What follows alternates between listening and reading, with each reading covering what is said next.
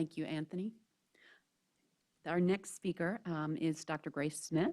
Dr. Smith is from MD Anderson, assistant professor of radiation oncology, has done a lot of very interesting work looking at epidemiology and health services research, and looking at health claims data sets to evaluate effectiveness, toxicity, and quality of radiation treatment strategies. So Dr. Smith is going to talk to us about comparative effectiveness research in these new technologies.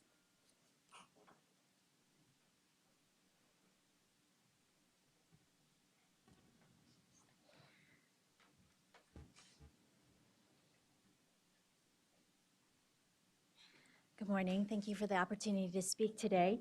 I'll be speaking about comparative effectiveness research on emerging radiation therapies with a view from where we are to the possibilities of where we can go. The objectives of my talk today are to examine some recent comparative effectiveness studies of emerging advanced radiation technologies, to identify some of the persistent challenges in the current science, and then to propose approaches to address these challenges. In the context of radiation treatment, comparative effectiveness research is research that compares treatments by examining data on the relative benefits and harms of the treatments for the purpose of making decisions about the treatment alternatives. Comparative effectiveness research is the tool that brings us from data to decision making, and it's in fact what helps us decide what's important to us, the goals that we're going to try to achieve through our treatment. So I'd like to take a step back by describing a clinical context that patients and clinicians will face at the bedside when trying to grasp and apply comparative effectiveness research data in a real-life scenario. So this was a patient that I saw with a refractory chest mass, and after multiple rounds of chemotherapy, the patient had this persistent tumor here in the yellow, and so radiation treatment was planned to target this chest mass. So moving from the bedside to radiation treatment planning, the pressing question became what would be the best radiation treatment approach. So here's an example of the comparative radiation treatment plans using 3 possible technologies that we just described in the previous presentations. So the first is 3D conformal therapy, IMRT, or proton radiation. And then you can see that in the comparison, the radiation dose is better shaped around the tumor with the IMRT plan, is spraying less to the unnecessary organs and tries to especially avoid radiation to the heart, which is contoured in pink. And in the protons, in this case, tried to conform the dose even more. So how does one translate that information on a single patient to the bedside as into the most effective decision?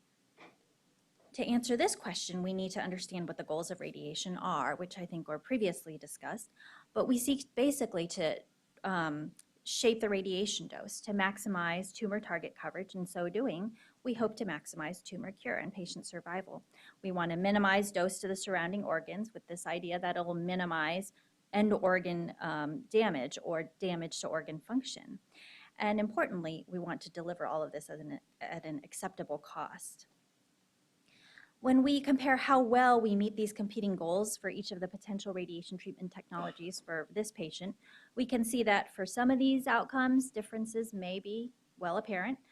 Other outcomes are not as apparent, including an overall comparative effectiveness metric, whether from the perspective of this single patient or from a population level perspective.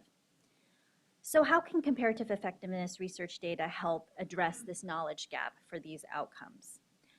Ideally, comparative effectiveness research on advanced radiation technology would incorporate and synthesize these multiple components under an overarching paradigm, such as this one, which assesses the effectiveness of the technology to target the tumor, improve disease survival, avoid toxicity, and then consider all the cost trade-offs of delivering the technology, which is a very difficult concept to actually operationalize, but in terms of the theoretical paradigm, that's what you would want to capture.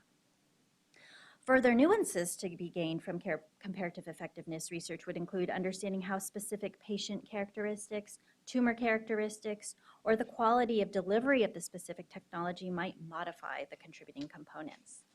And then together, the data from the comparative effectiveness studies would ideally feed back at the data that you have available at the bedside, and then create a context for decision making. So with this background, I'd like to now touch on the current state of the research data available to compare advanced radiation technology treatment options within this context of disease benefit, toxicity, and costs. And I wanted to provide briefly a few examples of recent studies, first to highlight the kinds of questions that are being asked about radiation technologies, and then to highlight through these examples the strengths and challenges of current research approaches. So in the first example, I wanted to highlight a study that compares the potential disease benefit of an advanced radiation technology versus a prevailing surgery approach, which is actually previously mentioned by Dr. Tamura, the potential benefit of stereotactic radiosurgery in lung cancer. So in this study, Shervani and colleagues studied early stage lung cancer patients comparing 3 competing treatment approaches: lobectomy, sublobar resection, and stereotactic ablative radiotherapy, which, as mentioned, is an advanced radiation technique that can highly conform to the tumor and then deliver very high doses of radiation. So classically, lobectomy, or removal of the lung lobe, is the standard of care for treating early stage non-small cell lung cancer. But in patients who have severe comorbidity and cannot tolerate well this kind of surgery, it's debated whether an optimal alternative would be to use stereotactic radiation versus a less extensive surgery, or sublobar resection. The challenge addressed here by the research is that because opinions on this question are so divided, the so-called gold standard of prospective randomized trials to compare surgery versus stereotactic radiation haven't accrued that well. So to answer this question, Shervani and colleagues used a retrospective study of a well-known population-based database called the SEER Medicare database, and this is also known as the Surveillance, Epidemiology, and End Results Registry database, linked to Medicare claims data. So this linkage capitalizes on some of the detailed data that are available in the SEER registry, such as tumor type, tumor stage, patient demographic characteristics, pathology, and whether the patient died from the cancer, and then couples it with the information that you can glean from a search of the patient's Medicare claims. From the claims, you can glean what treatments the patient received, what kinds of healthcare utilization occurred subsequently, and importantly, how much did this care cost from a Medicare reimbursement point of view. In this study, the authors then used statistical modeling to account for the potential differences in patient characteristics between those who went to surgery versus those patients who were channeled to stereotactic radiation. So this is a retrospective study, or a backwards look at what has happened in the natural experiment of daily practice, where some patients receive radiation, others receive surgery, and it's just in order to compare how the patients fared, and therefore draw conclusions about the benefits or drawbacks of the different treatments. So to analyze the data, the authors used a methodology called proportional hazards regression with propensity score matching, which is simply a statistical method that attempts to adjust for the outcomes that key patient tumor, practice environment variations may occur in real life outside of this pristine randomized clinical trial environment that would be the gold standard. So here are the outcomes compared to the standard approach of lobectomy. So when stereotactic radiation was compared to lobectomy, it essentially showed no difference compared to the standard surgery, that it was about equal in terms of the overall survival and lung cancer survival. Here, the HR hazard ratio of approximately 1 suggests no difference. But when sublobar surgery was compared to lobectomy, it showed that sublobar surgery was worse than lobectomy for these outcomes, where an HR here greater than 1 suggests more deaths. When comparing the costs of the different approaches, stereotactic radiation was found actually to be the least costly when considering all related healthcare expenditures for up to 5 years after the treatment. And a different cost study reported in literature also suggested that stereotactic radiation was a less costly approach, though the dollar amount actually between these two studies did differ substantially. Several lessons can be learned from this example of comparative effectiveness research. First, when randomized clinical trial data are challenging to obtain, which is typical when trying to evaluate an emerging technology, as previously mentioned, due to various barriers, but in one part due to divergent and often strongly held beliefs about the treatment patterns, then large population databases coupled with appropriate statistical methods can help provide helpful insights into the comparative effectiveness of new treatments. Another potentially surprising insight from this data was that the advanced technology, when applied to the right patient population, can be less costly than the prevailing practice. And this is a finding eminently relevant to the further dissemination of an emerging treatment strategy. But this example also highlights some of the challenges facing current comparative effectiveness research. True cost data are difficult to obtain, and there's no present consensus on how to reconcile divergent cost data from different sources. And related to that, there's a lack of consensus on how to translate the divergent data into a quantitative metric that can be practical for actual treatment decision making for both the physician and for the patient at the bedside. So in my second example, I wanted to highlight a comparative effectiveness study of protons versus IMRT in the setting of prostate cancer, as recently mentioned, using this study by Dr. Yu and colleagues to show how this research can be used to address questions of toxicities associated with an emerging radiation technology. So as previously discussed, theoretically, the physical properties of protons have the potential to better avoid normal tissue and therefore decrease the toxicities associated with radiation. So this study sought to compare toxicity outcomes after treatment for prostate cancer and address the question, does proton therapy, the emerging therapy approach, have a better toxicity profile than IMRT, the conventional radiation approach? And the study addresses the challenge that, again, between protons and IMRT, we still are awaiting prospective randomized data. So authors here used a retrospective study, again, of Medicare claims in this case. But importantly, authors had to use Medicare diagnosis claims codes as a surrogate for toxicity outcomes. And what that means is that there were no actual patient charts that could then be reviewed in detail to fully understand the details of the potential toxicity that occurred with the radiation treatment. So authors again used the statistical approaches to account for the non-randomized design and then try to account for the potential systematic differences that could have occurred in patients treated with or without proton radiation. Ultimately, authors found a modest difference, a slight decrease of genitourinary toxicity or urination problems within 6 months of the radiation treatment, and apparently at 12 months, there was not a difference detected. So from this study, we learned that while it's feasible to use large databases to detect clinical differences in toxicity between proton radiation and IMRT, there still are challenges that remain regarding whether these kind of surrogate variables and retrospective designs are providing an adequate comparison between the treatments. So in general, retrospective comparisons, being that they are a backwards look at the data, still suffer basically from the main weakness of bias, and that always can exist despite these best possible statistical methods to account for these biases. When retrospectively comparing the effectiveness of one treatment to another, one cannot completely tease out whether the differences exist truly due to meaningful differences in the treatment efficacy or toxicity, or actually due to disparate characteristics of the physicians or facilities or even the patients who are adopters versus non-adopters of the new technologies.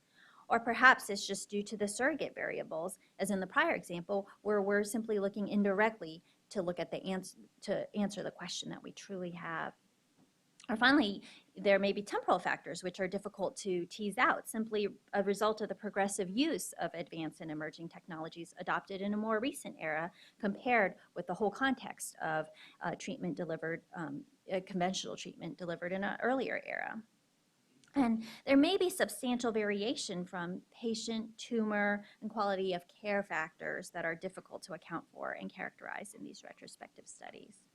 So this brings me to a third example, a recently presented prospective randomized trial evaluating the role of another more recently emerged advanced radiation treatment strategy, the use of stereotactic surgery alone for treating brain metastases.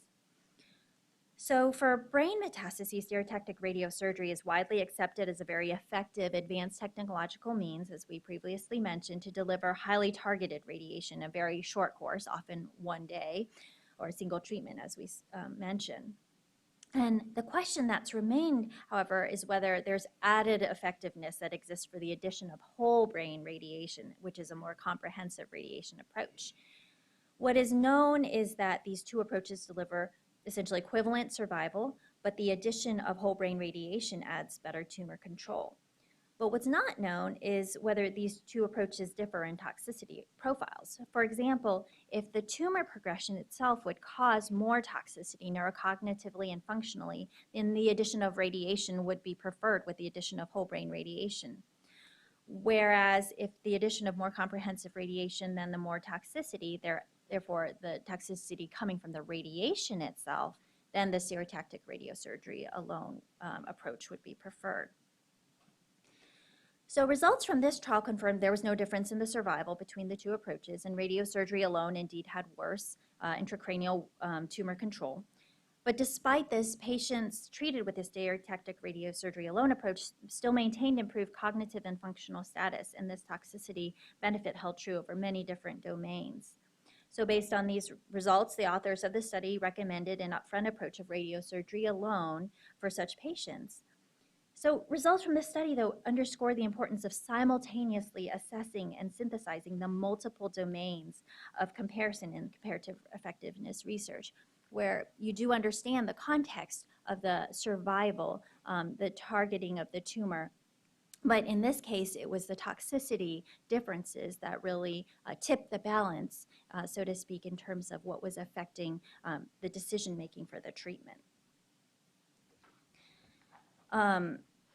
Nonetheless, despite the strengths of this detailed level prospective comparison, it's also important to note that this prospective approach still required a 10-year effort to collect the data, and no patient cost data were included in the beginning from the design of this study. A different study that was published, not from this cohort, suggested radiosurgery alone approach may be more costly due to the increased need for salvage options. And so still, in terms of the ongoing decision making, the waters are still muddy for translating all of these results into, again, the data to the decisions. So in truth, these examples that I just presented of current research still only provide a very limited view of comparative effectiveness of advanced radiation treatment approaches. Multiple challenges remain, and the above examples highlight the challenges of the available study methods. Retrospective studies, as I discussed, can suffer from numerous biases. Prospective trials can suffer from long and difficult accruals, which are compromised sometimes by the moving target of the shifts and indications in the target populations of emerging treatments. So is the fundamental barrier a lack of data? I would argue against that. We currently live in an era of tremendous data capacity with multiple standard systems that collect almost on every patient treated with radiation, electronic data on treatment planning, treatment delivery, medical record information, and for many patients, population data such as the registry and claims data.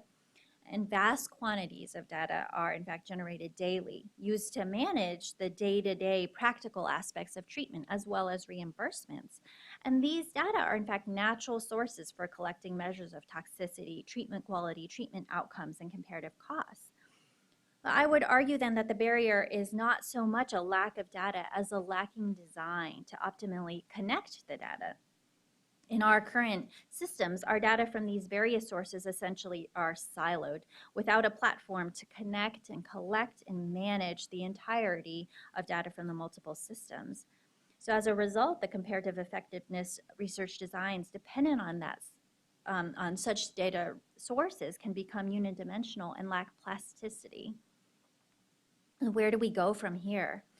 I want to emphasize that as we are looking to the future of bringing data to decision making, we need a cultural shift that emphasizes a connection of these siloed data, along with a paradigm that emphasizes strategies to tap into rich existing data sources and create a platform that's interconnected, prospective, and seeks to be dynamic in the assessments that keep pace with changing technology. So additionally, while we can have preconceived measures of quality or efficacy that can be designed in such a system, on the other hand, by design, new unexpected knowledge can be generated. Such an effort would maximally utilize the power of collective data. At the same time, such an effort would also require careful consideration of how to ensure the privacy of the multiple individual patients who would be contributing to this data. I want to briefly mention the National Radiation Oncology Registry, which is a pilot effort to collect data based on such a model.